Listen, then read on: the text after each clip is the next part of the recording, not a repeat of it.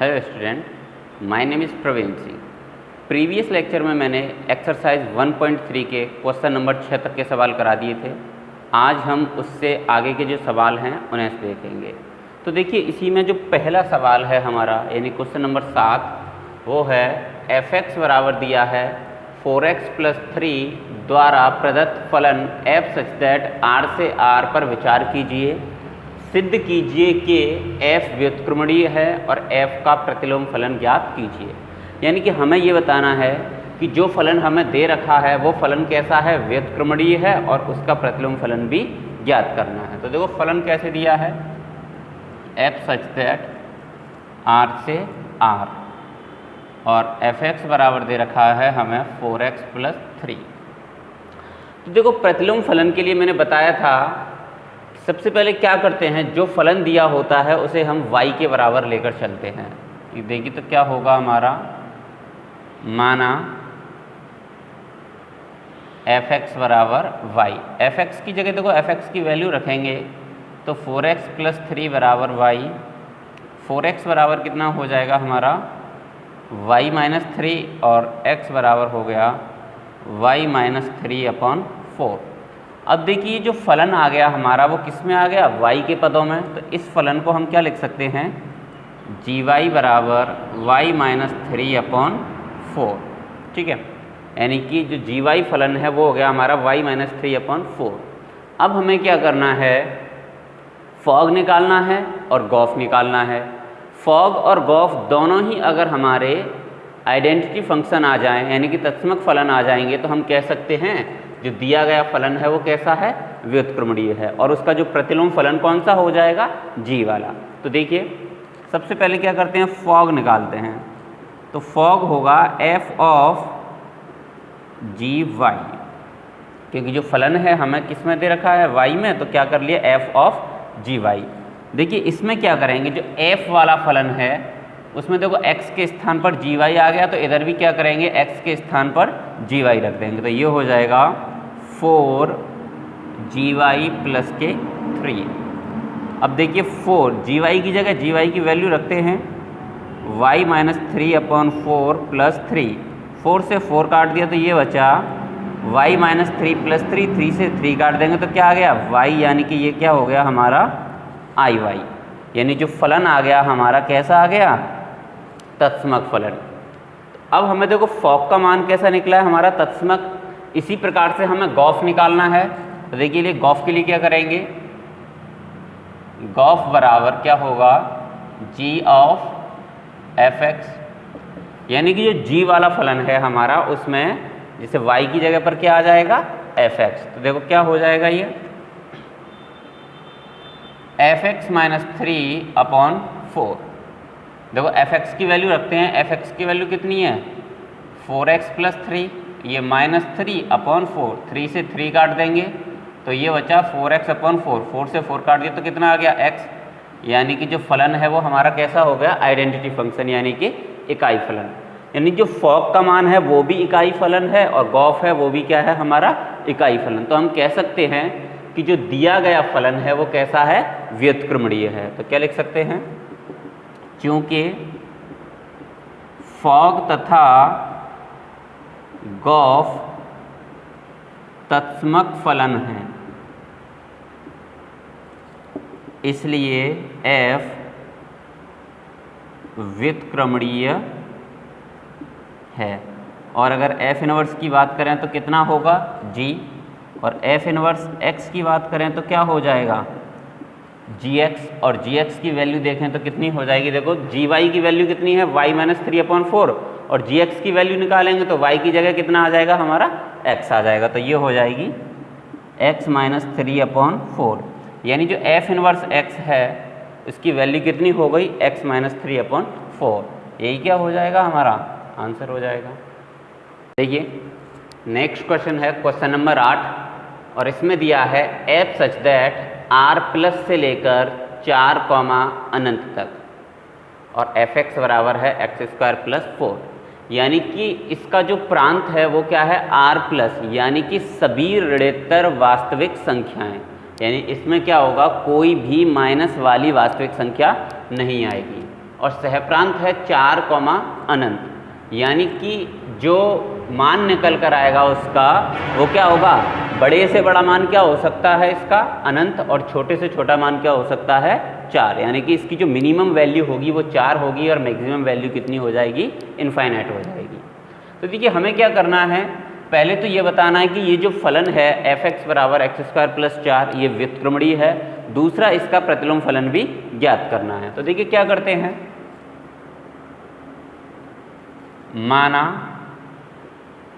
f(x) बराबर y। अब f(x) की वैल्यू देखो कितनी है, x² + 4 बराबर y। तो x² बराबर हो जाएगा y - 4।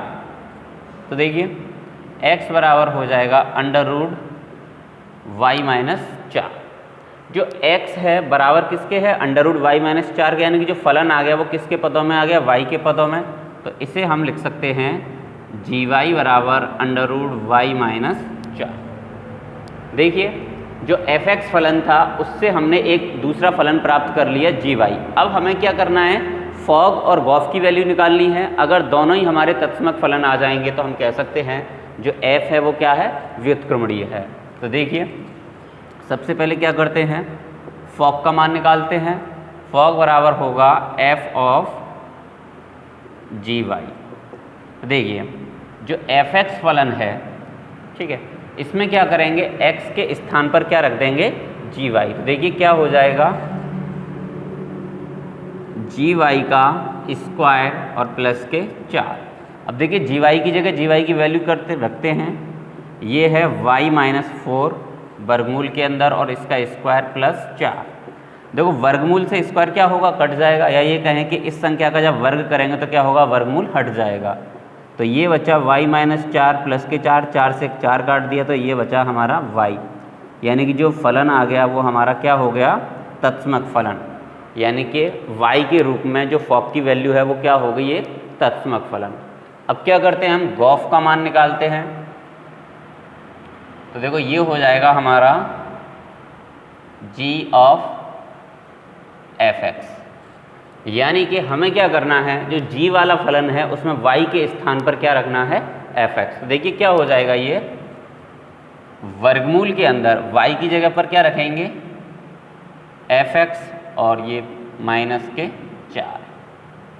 अब क्या करते हैं, देखो f(x) का मान रखते हैं। f(x) का मान कितना है हमारा, x² + 4 और ये -4, 4 से 4 कटा, √x², और x² का वर्गमूल लेंगे तो क्या आ गया, ये x। यानी कि ये क्या आ गया हमारा, x के रूप में तत्समक फलन।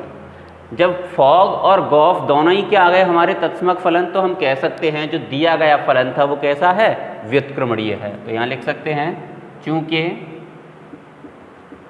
फॉग तथा गॉस तत्समक फलन हैं, इसलिए f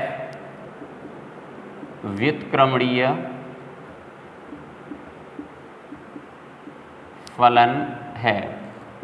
और f इनवर्स बराबर कितना हो जाएगा, g। और अगर बात करें हम f इनवर्स y की, कि क्वेश्चन में जो पूछा है हमसे वो f इनवर्स y का मान पूछा है, तो f इनवर्स y बराबर कितना होगा हमारा, gy। और gy की वैल्यू कितनी दे रखी है, वर्गमूल के अंदर y - 4। और ये क्या था, हमें प्रूफ करवाया था, तो हेंस प्रूफ। यानी कि इस प्रकार से हम किसी भी फलन का क्या कर सकते हैं, प्रतिलोम फलन ज्ञात कर सकते हैं। देखिए नेक्स्ट है हमारा क्वेश्चन नंबर 9। इसमें दिया है f सच दैट r+ से लेकर -5, अनंत तक। यानी कि इसका जो प्रांत है वो है r+, यानी सभी ऋणोत्तर वास्तविक संख्याएं, और सह प्रांत है -5 से लेकर अनंत तक। यानी कि इसकी जो वैल्यू निकलेगी वो कम से कम वैल्यू कितनी हो सकती है, -5, और ज़्यादा से ज़्यादा वैल्यू क्या हो सकती है, अनंत हो सकती है। तो हमें क्या करना है, ये प्रूफ करना है कि जो दिया गया फलन है वो हमारा व्युत्क्रमणीय फलन है और हमें इसका व्युत्क्रम भी ज्ञात करना है। तो देखिए सबसे पहले क्या करेंगे, माना y बराबर f(x), ठीक है, यानी जो फलन होता है वो क्या होती है, हमारी y की वैल्यू होती है, तो इसे क्या लिख लिया हमने, y बराबर fx। तो देखो y बराबर क्या हो जाएगा, fx की वैल्यू है 9x² प्लस के 6x माइनस 5। देखो इसे क्या करना है हमें, यहाँ से अगर हमें gy फलन बनाना है तो उसके लिए क्या करना होगा, हमें इधर से x की वैल्यू ज्ञात करनी होगी। अब देखो x की वैल्यू ज्ञात करने के लिए क्या करते हैं, इसे हम बनाते हैं पूर्ण वर्ग। देखो पूर्ण वर्ग कैसे बनाएंगे, ये 9x² है, इसे क्या लिख सकते हैं हम 3x का स्क्वायर, जो 6x है। देखो इसे पूर्ण वर्ग बनाने के लिए हमें देखो 2ab के रूप में लिखना होगा। तो 2a की जगह कितना हो गया 3x, देखो 2 3 6, इनका मल्टीप्लाई करेंगे तो 6x, यानी कि इनटू में क्या कर सकते हैं हम 1 कर सकते हैं, क्योंकि अगर 1 का इसमें मल्टीप्लाई करेंगे तब भी क्या रहेगा, ये 6x ही रहेगा। देखो फॉर्मूला जो होता है पूर्ण वर्ग के लिए, ये इस प्रकार से होता है a² plus 2ab plus b², और ये क्या होता है हमारा a प्लस b का होल स्क्वायर। तो देखो a² प्लस 2ab, तो हमें क्या चाहिए b², तो क्या कर लिया मैंने प्लस के 1 का स्क्वायर। देखिए ये और ये तो हमें इसमें दिया था पहले से, लेकिन एक्स्ट्रा हमने क्या किया है, 1 का वर्ग जोड़ा है। जब हमने 1 का वर्ग जोड़ा है तो क्या करना पड़ेगा, हमें 1 का वर्ग घटाना भी पड़ेगा, और पीछे कितना है -5। देखिए y बराबर यहाँ से लेकर यहाँ तक ये क्या बन गया 3x प्लस 1 का होल स्क्वायर, और देखो इस माइनस ये हो जाएगा हमारा -1 का वर्ग करेंगे तो ये हो गया 1, और ये -5, तो टोटल हो जाएंगे ये -6। अगर बात करें देखो 3x प्लस 1 का होल स्क्वायर, तो कितना होगा -6, इधर चला जाएगा तो क्या हो जाएगा y प्लस 6। अगर इसका क्या करें हम वर्गमूल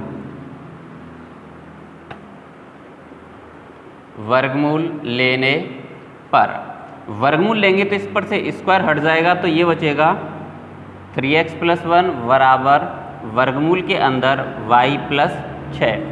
अगर बात करें 3x की, तो 3x का मान होगा वर्गमूल के अंदर y प्लस 6 माइनस 1, और अगर x की वैल्यू निकालें तो वर्गमूल के अंदर y प्लस 6 माइनस 1/3, और इसको देखो तो ये जो फलन बनकर आया हमारा, ये क्या आ गया y के रूप में आ गया, तो इसे हम लिख सकते हैं gy बराबर √y प्लस 6 माइनस 1/3।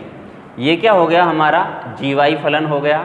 अब हमें क्या करना है, गॉस और फॉग निकालना है। अगर दोनों ही हमारे तत्समक फलन आ जाएंगे तो हम कह सकते हैं कि जो दिया गया फलन था वो व्युत्क्रमणीय है, और उसका जो व्युत्क्रम होगा वो क्या हो जाएगा gy हो जाएगा। तो देखिए सबसे पहले क्या करते हैं, फॉग की वैल्यू निकालते हैं। फॉग बराबर होगा f ऑफ gy, ठीक है। यानी देखो f ऑफ gy का मतलब है जो f फलन था उसमें x की जगह कितना आ जाएगा, हमारा gy आ जाएगा। देखो f फलन है वो ये है, अब इसमें देखो x की जगह क्या रखेंगे हम, gy की वैल्यू रखेंगे, तो देखो कितना हो जाएगा 9, ऐसा ही रहेगा। फिर क्या है देखो x² यानी कि gy का स्क्वायर, फिर है प्लस के 6x यानी प्लस 6gy, और फिर दे रखा है हमारा -5। तो देखिए अब रखते हैं इसे आगे, फॉग बराबर 9, देखो gy की जगह gy का मान रखेंगे, तो gy का मान हमारा ये है √y प्लस 6 माइनस 1/3, gy की वैल्यू √y प्लस 6 माइनस 1/3। अब इसका क्या करना है हमें स्क्वायर, ठीक है। फिर है प्लस के 6gy प्लस 6gy, देखो gy की वैल्यू हमारी ये रही √y प्लस 6 माइनस 1/3, और उसके बाद में है हमारा -5।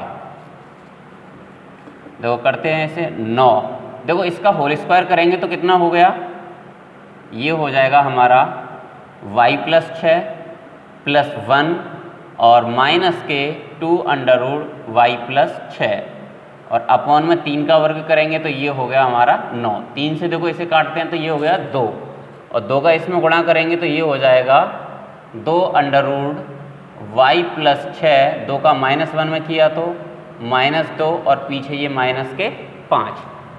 अब देखिए क्या करते हैं, 9 से 9 कट गया। अब देखते हैं यहाँ क्या बचा, y प्लस 6 और 1 कितने हो गए 7, और ये माइनस के 2 under root y plus 6 plus के 2 अंडर रूट y प्लस 6 और -7। देखो 7 से 7 कट गया और इससे ये कट गया, तो क्या बचा हमारा y, यानी कि जो मान निकल कर आ गया वो क्या आ गया हमारा y के रूप में तत्समक फलन। ये वैल्यू निकली हमारी फॉग की। अब क्या करते हैं, हम गॉफ की वैल्यू निकालते हैं। तो देखो गॉफ बराबर कितना होगा, g ऑफ f(x), ठीक है। देखो g ऑफ f(x) यानी कि जो g फलन है ये वाला, इसमें y के स्थान पर हमें क्या रखना है, f(x) रखना है। तो देखिए क्या हो जाएगा, ये अंडर रूट f(x) प्लस के 6 माइनस 1 अपॉन 3, ठीक है। अब देखिए वैल्यू रखते हैं इसमें तो क्या हो जाएगा,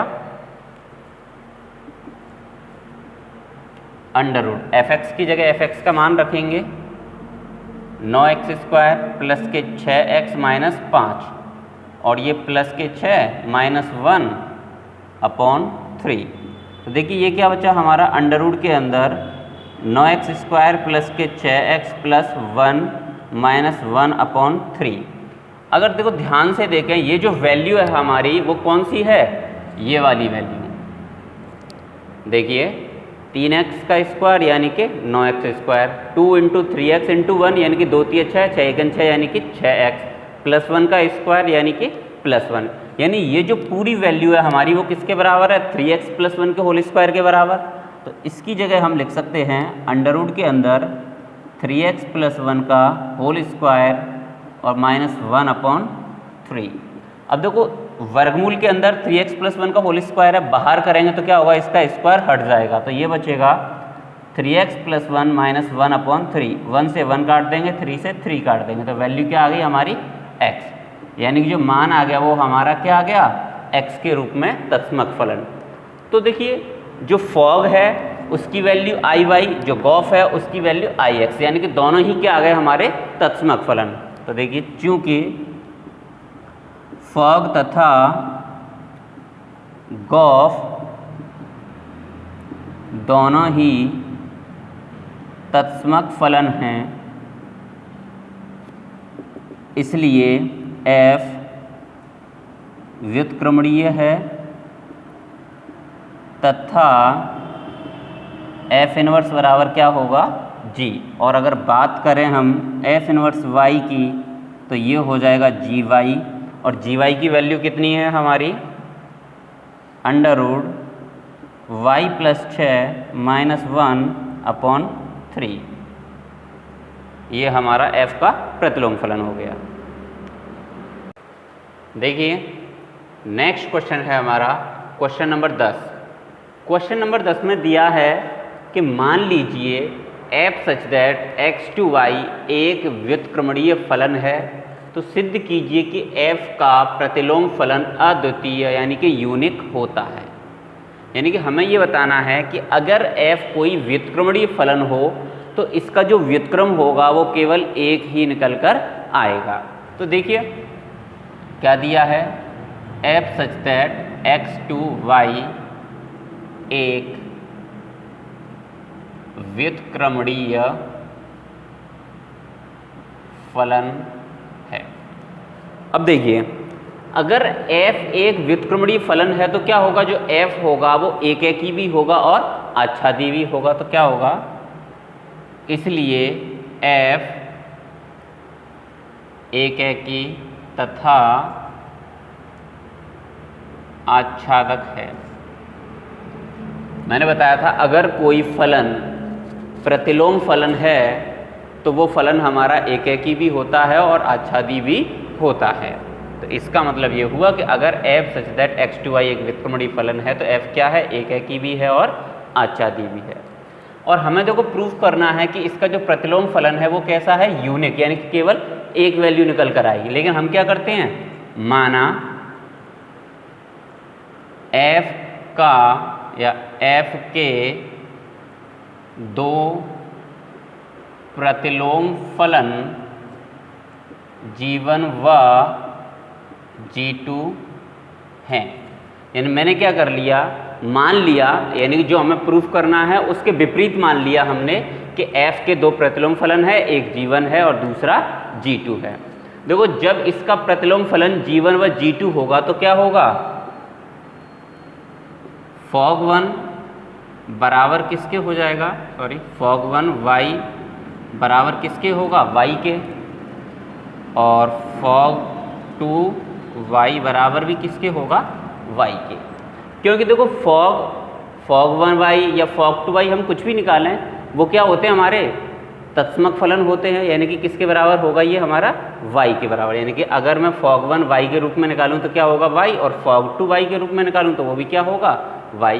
अब दोनों को देखोगे, जो दोनों वैल्यू हैं हमारी वो किसकी हैं, देखो ये y और ये भी y, और दोनों की वैल्यू, इसकी वैल्यू है fog1 y और इसकी fog2 y। इसका मतलब ये हुआ कि ये और ये दोनों आपस में कैसे हो जाएंगे, बराबर। तो देखिए इसलिए fog1 y बराबर किसके होगा, fog2 y के, ठीक है। अब देखिए f ऑफ g1, यानी कि इसे हम क्या लिख सकते हैं, f g1 y बराबर f g2 y। अब देखिए जो f फलन है वो कैसा है, हमारा एक एक ही है, तो क्या हो जाएगा, g1 y बराबर हो जाएगा हमारा g2 y। क्यों हो जाएगा, चूंकि f कैसा फलन है, एक एक ही फलन है।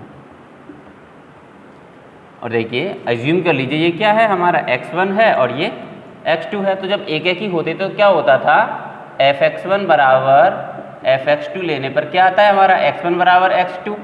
तो उसी आधार पर gy1 बराबर क्या हो जाएगा, सॉरी g1 y बराबर हो जाएगा हमारा g2 y। अब देखो जो g1 y है वो किसके बराबर है, g2 y के, यानी कि g1 और g2 क्या है, हमारे दोनों एक ही फलन है, क्योंकि g1 y की वैल्यू किसके बराबर है, g2 y के।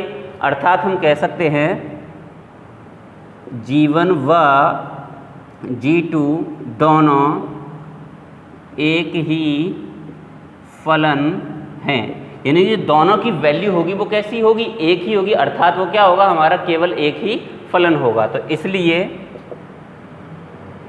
f का प्रतिलोम फलन कैसा हो जाएगा, अद्वितीय होगा। देखिए नेक्स्ट क्वेश्चन है हमारा क्वेश्चन नंबर 11, और इसमें दिया है f सच दैट 1 2 3 से लेकर a b c तक, यानी कि एक फलन दे रखा है f, उसका प्रांत है 1 2 3 और सह प्रांत है a b c। f1 बराबर दिया है a, f2 बराबर दिया है b और f3 बराबर दिया है c। यानी कि जो f की वैल्यू है वो क्या है हमारी, 1 a 2 b और 3 c। अब हमें क्या करना है, इस f का प्रतिलोम फलन ज्ञात करना है। तो देखिए प्रतिलोम फलन ज्ञात करते हैं तो क्या होता है, f इनवर्स सच दैट इसका जो प्रांत होता है वो सह प्रांत बन जाएगा और सह प्रांत प्रांत बन जाएगा।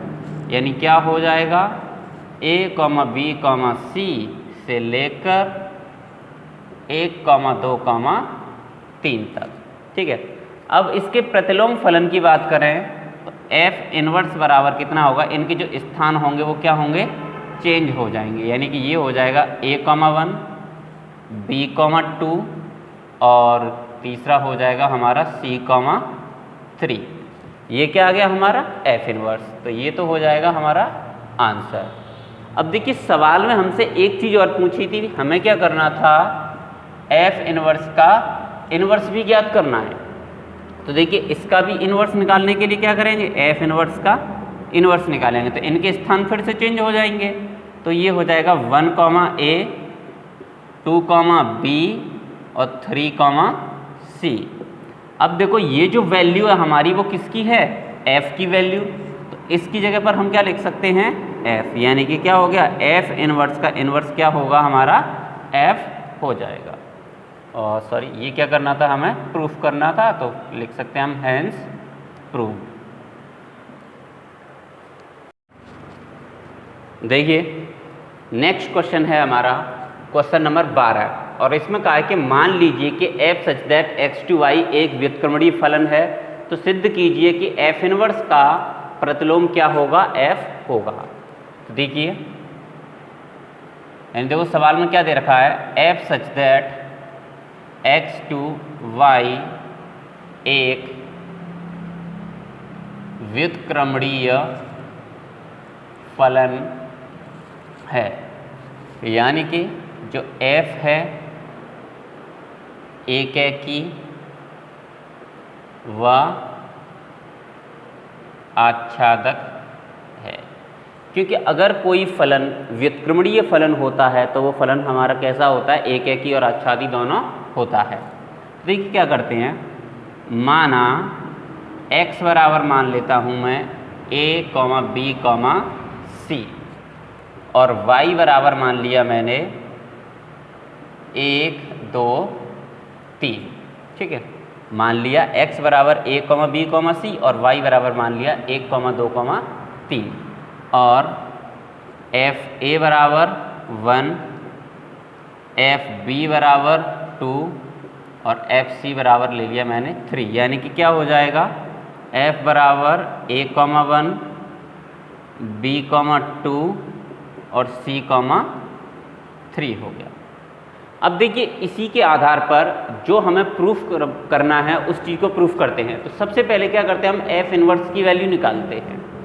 देखो इससे अगर मैं f इनवर्स का मान निकालूं तो f इनवर्स का मान कितना निकल कर आ जाएगा हमारा, 1, a, 2, b और 3, c।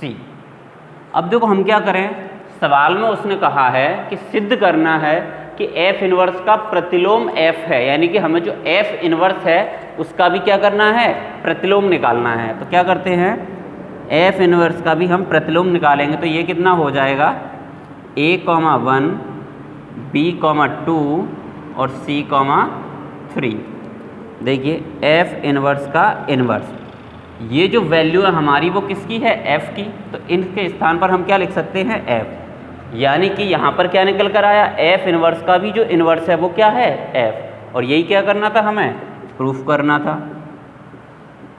Hence proved. देखिए नेक्स्ट जो क्वेश्चन है हमारा बहुविकल्पी प्रश्न है। क्वेश्चन नंबर 13 दिया है, f सच दैट r से लेकर r तक fx बराबर है 3 - x³ की पावर 1/3, और इसमें क्या करना है, हमें f(of(x) यहाँ ज्ञात करना है। तो देखिए ज्ञात करते हैं, f(of(x) बराबर क्या हो जाएगा, f(f(x), यानी जो f का फलन है उसमें क्या करना है, हमें x के स्थान पर f(x) रखना है। तो देखिए क्या हो जाएगा, ये हमारा 3 - f(x) की पावर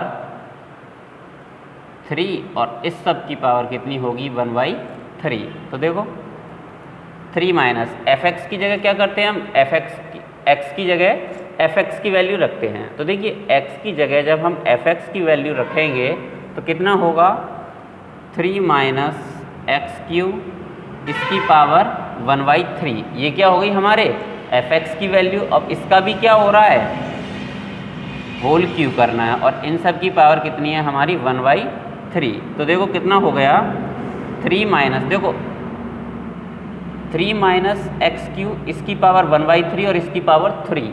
देखो घात के ऊपर घात है तो इनका क्या होगा, मल्टीप्लाई, यानी 1/3 का 3 में मल्टीप्लाई करेंगे तो 3 से 3 कट गया, तो पावर क्या बची, 1। तो क्या बचा, 3 - x³ और इन सब की पावर है हमारी 1/3।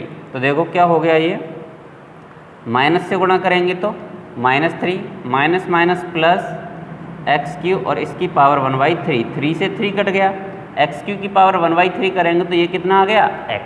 तो ये क्या हो जाएगा हमारा आंसर। यानी कि अगर इसमें ऑप्शन देखें तो ऑप्शन नंबर कौन सा हो गया हमारा, सी, ये आंसर हो गया। देखिए नेक्स्ट है हमारा question number 14, F such that r -4y3 से लेकर r तक, यानी कि इसका जो प्रांत है उसमें क्या होगा, सभी वास्तविक संख्याएं आएंगी, केवल माइनस के 4/3 नहीं आएगा, और सह प्रांत में कोई भी संख्या हो सकती है, यानी कि सभी वास्तविक संख्याएं होंगी।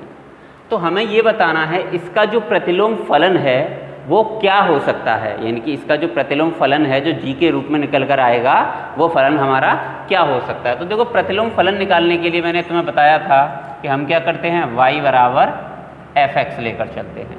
तो क्या हो गया, y बराबर 4x अपॉन 3x प्लस 4, इसके नीचे 1 और इनका क्या करते हैं, क्रॉस मल्टीप्लाई।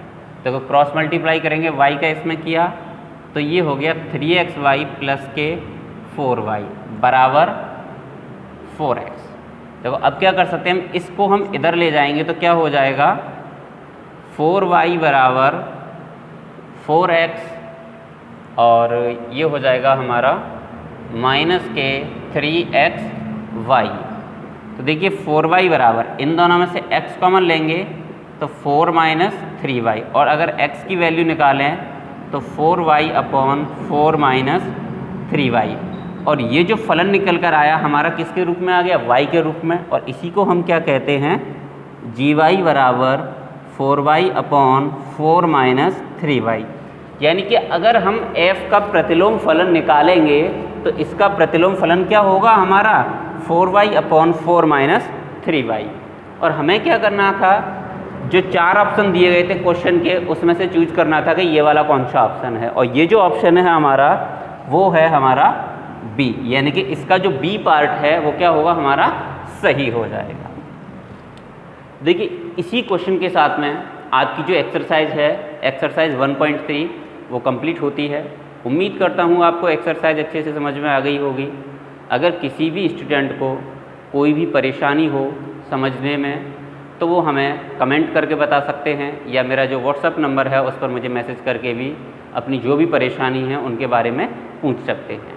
अगर वीडियो अच्छी लगी हो तो लाइक करें, शेयर करें, चैनल को सब्सक्राइब कर लें ताकि आपको लेटेस्ट वीडियोज़ के नोटिफिकेशन मिलते रहें। धन्यवाद।